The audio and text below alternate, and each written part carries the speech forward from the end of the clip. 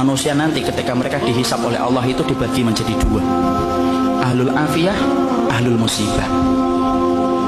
Ahlul afiyah itu siapa? Orang yang jarang diuji dengan sakit, orang yang jarang mendapatkan ujian dalam kehidupan, jarang mendapatkan kesempitan. Namanya apa? Ahlul afiyah. Ada yang kedua, ahlul musibah. Ahlul musibah itu siapa? Orang yang hidupnya banyak sakitnya, banyak ujiannya, kesempitannya, kesulitannya. Itu namanya ahlul musibah. Ya.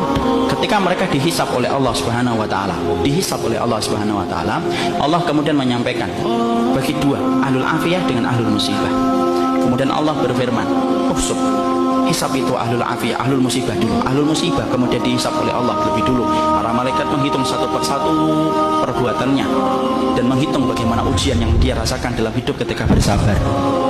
Kemudian para malaikat setelah mendapati semuanya selesai, mereka lapor sama Allah, "Ya Allah, ahlul musibah tidak tersisa dari dosanya kecuali sedikit, dan mereka mendapatkan pahala yang besar karena mereka bersabar atas segala musibah yang Kau berikan dalam kehidupan di dunia." Antum tahu? Allah kemudian berfirman, "Utuhum salasa." Kasih mereka tiga perkara: khairan, manzilah, dan afiyah. Khairan, beri mereka kebaikan. Kebaikan kalau di akhirat apa? Surga.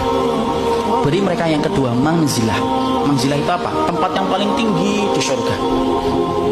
Tempat itu tidak bisa diperoleh dengan sholat. Tempat itu tidak bisa diperoleh dengan sedekah. Tempat itu tidak bisa diperoleh dengan haji dan umrah. Tempat itu hanya bisa diperoleh bagi orang yang mereka diuji oleh Allah dalam hidupnya dan dia bersabar. Dan yang ketiga, afiyah. Kasih mereka kekuatan untuk menggantikan kekuatan yang aku ambil ketika aku menimpakan musibah kepada mereka.